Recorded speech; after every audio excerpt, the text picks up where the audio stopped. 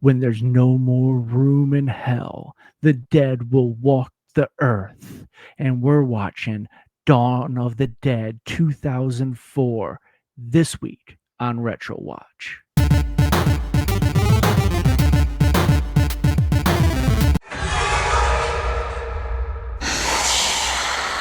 Talking about 2004's Dawn of the Dead. Movie showed up at a pivotal point in time. You might even want to call it lightning in a bottle. King Z, set the stage. Where did this one show up on the timeline? Why end up on the map? So Dawn of the Dead is a remake of a film that was originally screened in 1978.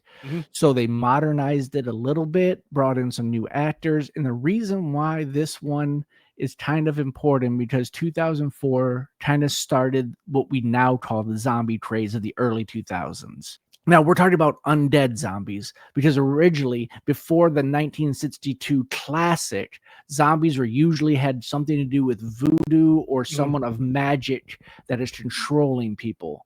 It wasn't the Walking Dead type zombies was not invented until around 1962, or actually became more mainstream around 1962. That changed horror on its head. But right after this movie came out, we had a few other zombie movies that year. Well, what were they? We had right after this, like during this came out early in the year. I think this was like a May 2004. Shaun of the Dead came out like 4 or 5 months later. And then we finally got the US release of 28 Days Later, because it had come out in UK the year before. So this it's like bing, bing, bing, like 3 or 4 huge things in a row came through for zombies. And then Walking Dead came out a few years after that. And by that time, full swing. And we all know that Hollywood is very there's parody in Hollywood. You always see a few type of movies that are exactly the same come out right around the same time. No idea is original. Everyone's a plagiarist. For sure. So what I believe with this one, because we saw living people become dead and they still had their muscles working, and I think they took a page out of 28 Days Later, which is a watershed moment in Zombieland, because it was the first time you introduced fast zombies. And in this the modern era, for sure, because remember, Return of the Living Dead had it years before, but nobody in memory as a young movie watcher would have seen that. No, I remember the first time I remember fast zombies was 28 Days Later, when they come running down that tunnel at full speed. I was terrifying. Like, I'm like, that would be a lot more terrifying than, dude, I can outrun then stand at the end of the block, watch them come, make a sandwich, drink a drink, stretch out a little bit more. Yo, they're still down there. Don't worry, we got time. I'm gonna finish this game real quick. This was the movie that it was released in the US before 28 Days Later was released in the US. So it actually was the one that introduced fast zombies to the United States. A lot of people. But 28 Days Later is still credited as the first one to have it. For sure. And this is like, it was definitely watershed, because I feel like these kind of things, there's always a patient zero, no pun intended.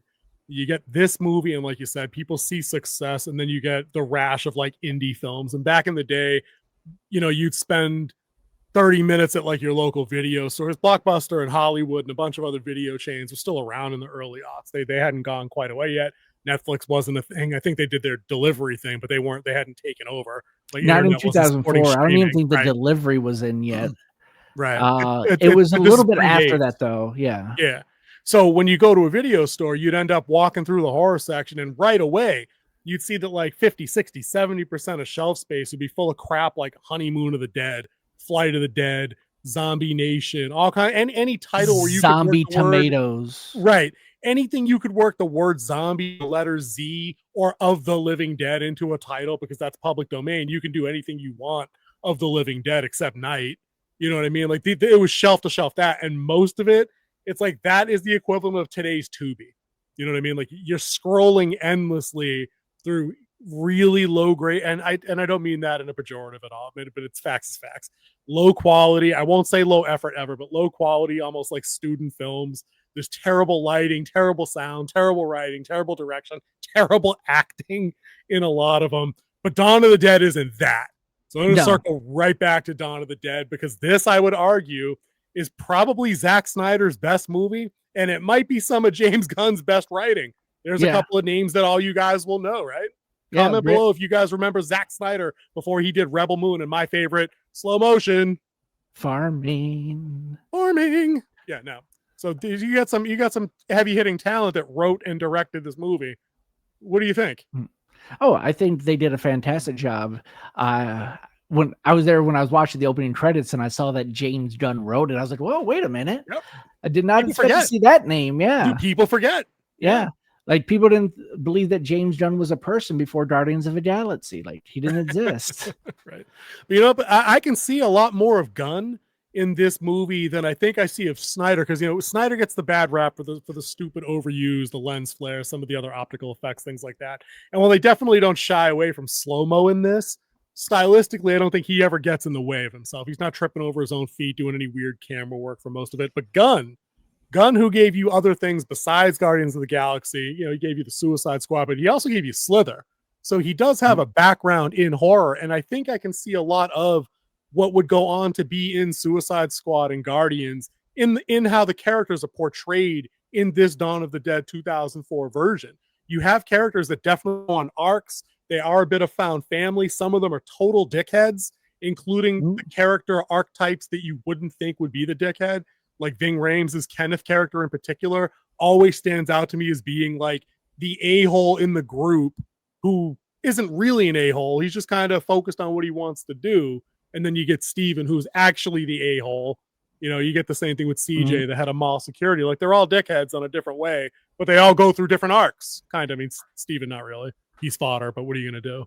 Yeah, the character writing is sublime in this. Yeah. Sublime. So weird seeing Ty Burnell play the Steven character, because we all know him as Phil Dunphy from Modern Family, and it's just like night and day different characters. What an a-hole. Yeah. I wish he got it worse. Like there's that thing we were talking about the other night on our podcast. That's FrostCast Wednesday nights at 9.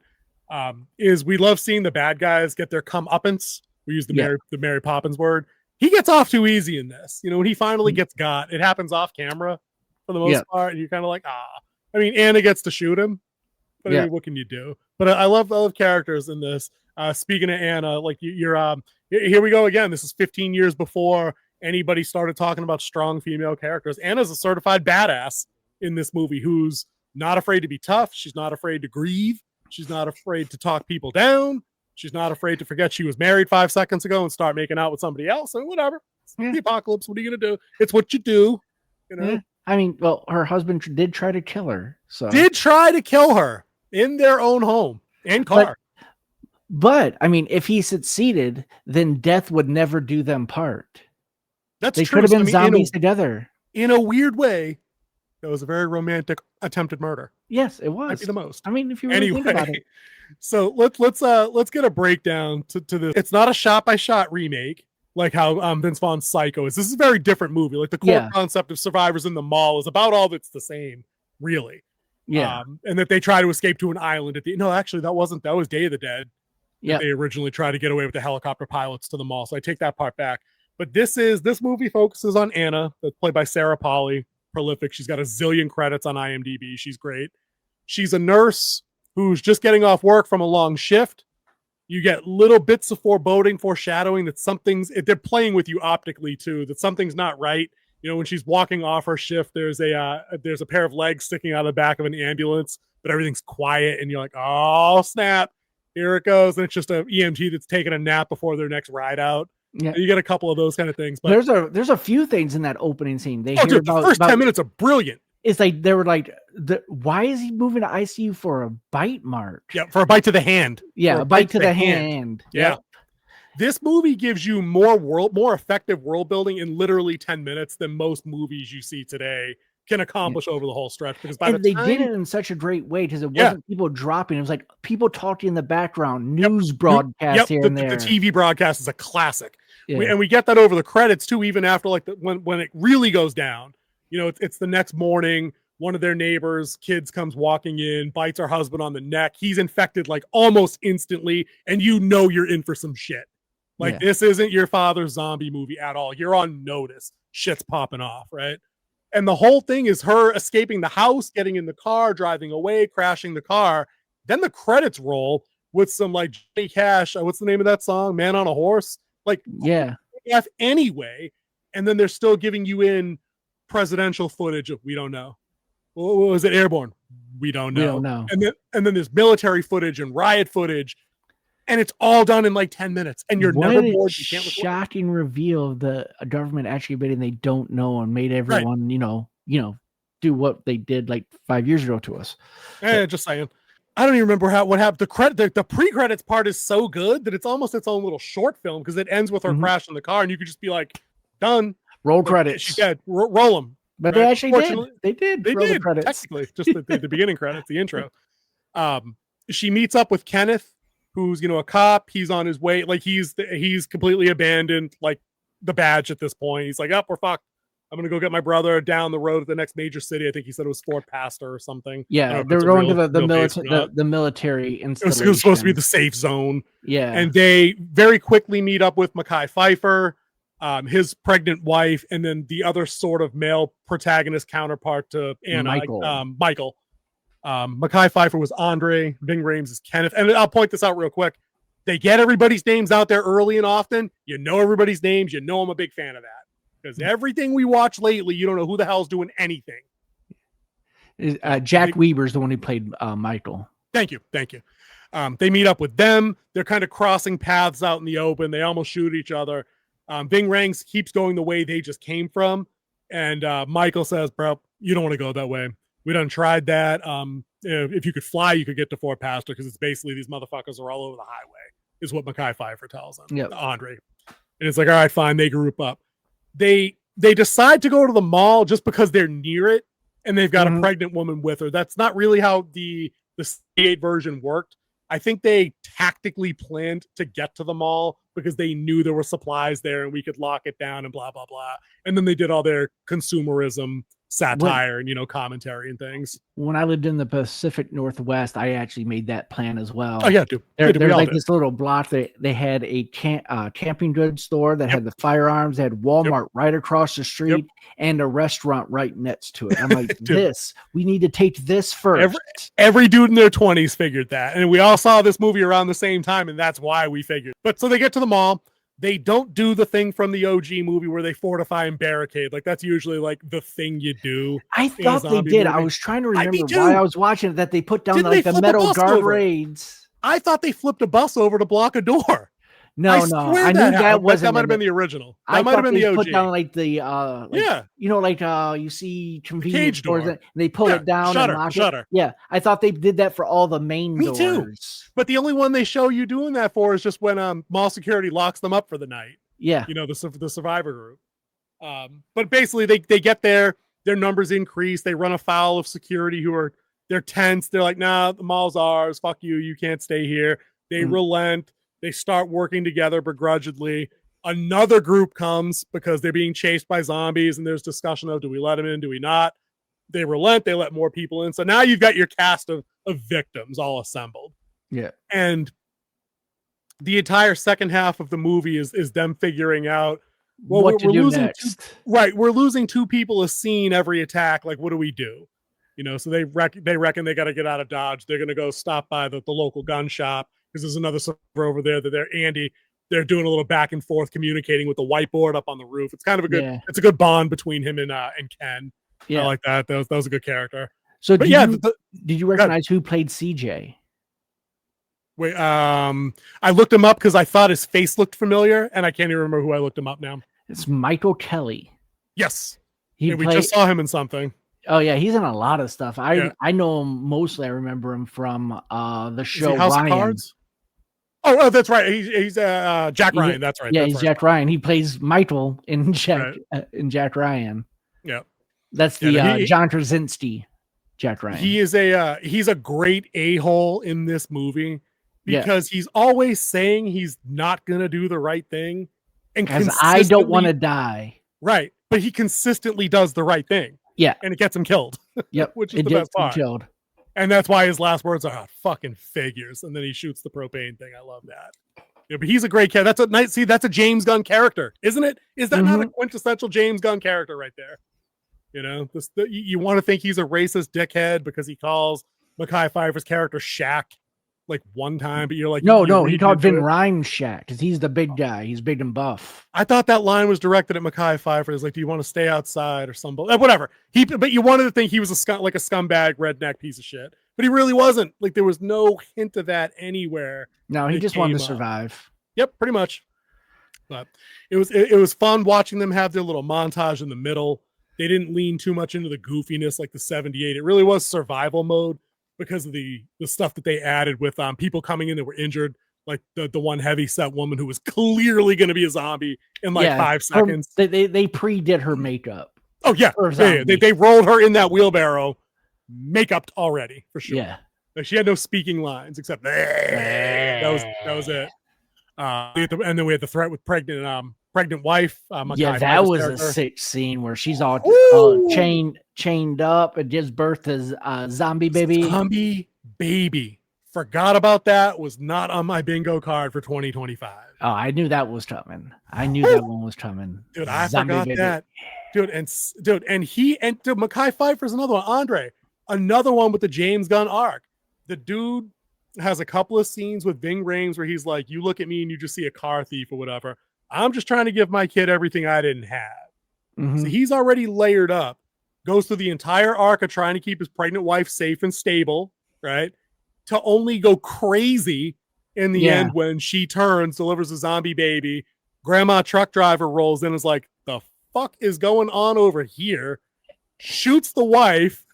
Mekhi Phifer shoots her like 3 times. But grandma goes down hard. Yeah. Boom, return fire. Yeah, they returned fire. I think both of them was hit like 2 or 3 times. Times a piece.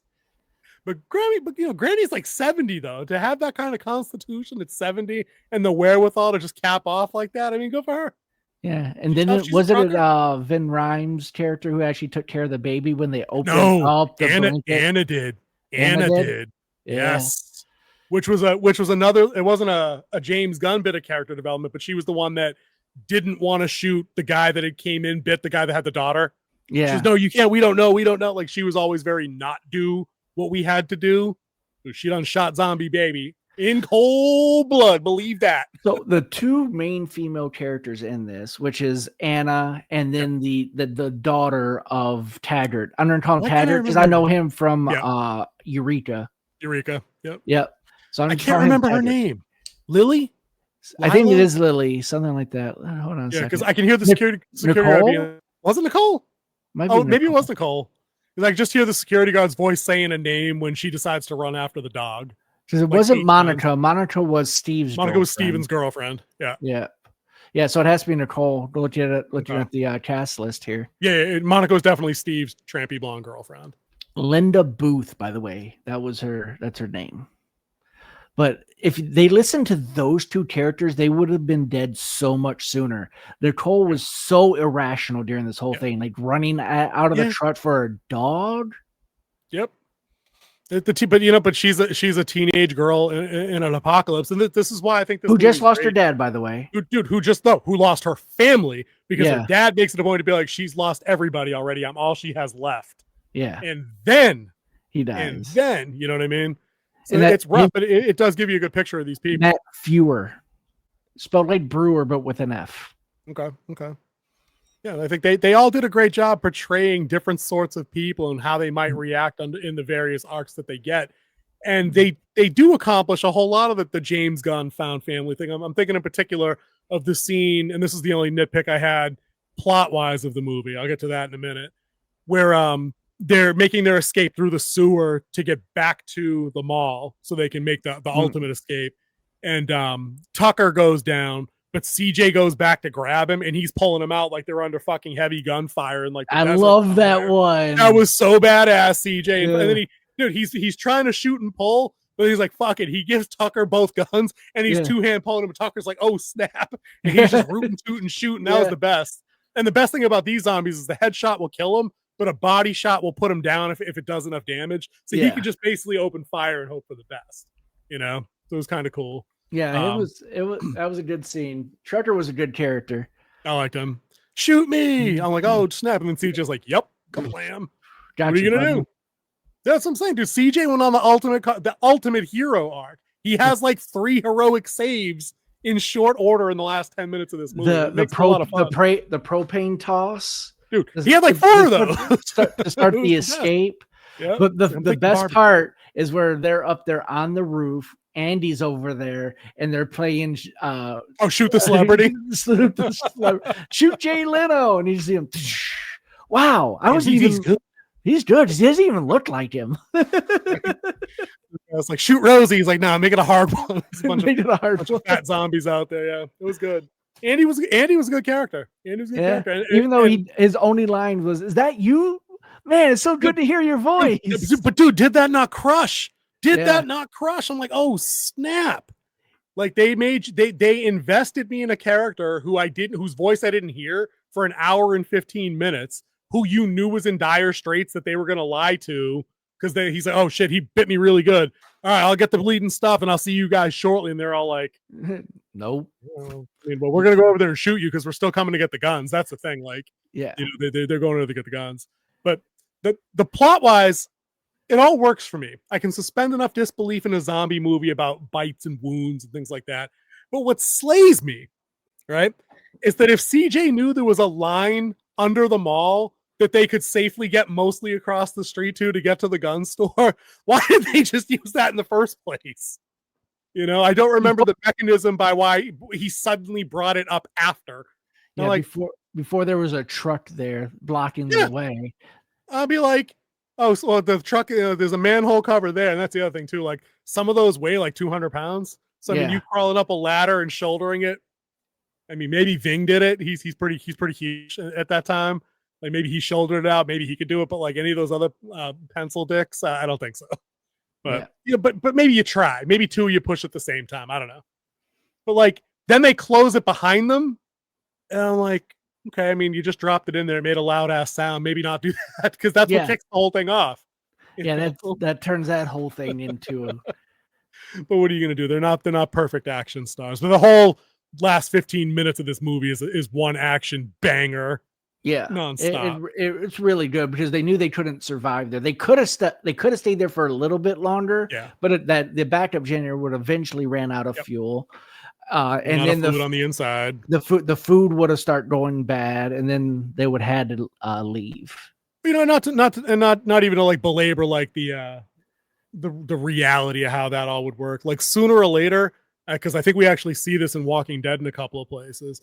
If you get a body of 900 people pushing on locked mall security doors, I don't care if they're shatterproof. Sooner or later they cave. Yeah, you know what I mean. Like sooner or later, a crowd. That's why I thought there was the security thing down. Dude, I think you might also be remembering the 78 version because I'm telling you, they flip a fucking truck over in a zombie movie to block mall doors. It had to be that. Okay. It had to be that, and then shutter up some of the other stores too. But I think Dawn of the Dead is a good pick to get us started in zombie month for sure, heading into spooky season. Because like you said, it marked the beginning of like the modern craze. And then once we got a lot of indie copycat crap out of the way, cool stuff really did come out for a hot minute, like Shaun of the Dead, like The Walking Dead. And it gave other people enough inspiration to at least try making movies. Because the bar to make a zombie movie is kind of low. You just need a camera and maybe some bad makeup. Yeah. You can get a typical zombie story out there. It doesn't need to be Dawn of the Dead with a mall. It doesn't need to be like something like Dead Rising, the video game where you've got like thousands of extras in a mall and you're doing goofy shit to kill them. Like you could just do sorority zombie shit. Like that probably was a thing. You want to have a good zombie movie. Now, every now and then, even if you have money, you make a bad zombie movie. We're looking at you, World War Z. We are looking at you. Right at you. Right at you. Ruin a good book. All right. So anyways, there's tons of good zombie stuff out there. And like we said, this sparked a change in zombies as well. And then they started changing what controlled them. Like before it was like some type of chemical that like the OG was chemical weapons. Yeah. The OG was the chemical weapon. Then it became like a virus that turned them into it. And then we got like fungus turning them into it. Yeah. Like actually the original was the meteor passing overhead in the original Night of the Dead, and then in the sequels they did the trioxin 5 or whatever it was, that was the chemical weapon. Yeah. Then, like you said, then it became rage virus. Now we're on fungus. I think Yeah, I've said this before. I think we need to dip back to magic. I think I'm ready for like religious magic zombies to come back. Like going back to voodoo and magic type control of people. It's like a punish. I would love to see a curse, like a punishment. I think that would be awesome.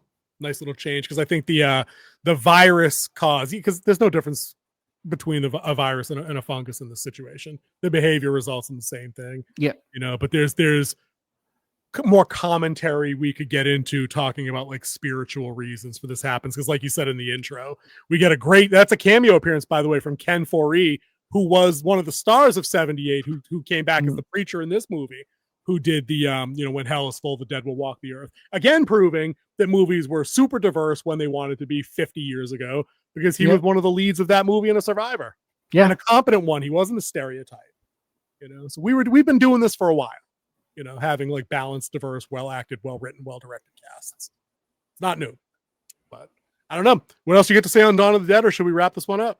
No, I think if you want to have a good one and you want to compare it to what we said, go ahead and go watch Dawn of the Dead. Come back, tell us what we got right, tell us what we got wrong, and leave us a note. Just why you stopped by and wanted to check it out. We would be happy to see it, and we will answer it. Also, remember, hit that thumbs up. It gets if you like the video, because it gets us out of the algorithm and gets more eyes on this. Also, you can go to our page and join and become one of our initial members.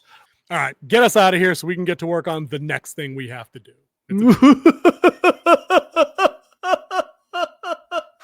I'll try and shut the lights off. Boop. That didn't work. Get me out of here.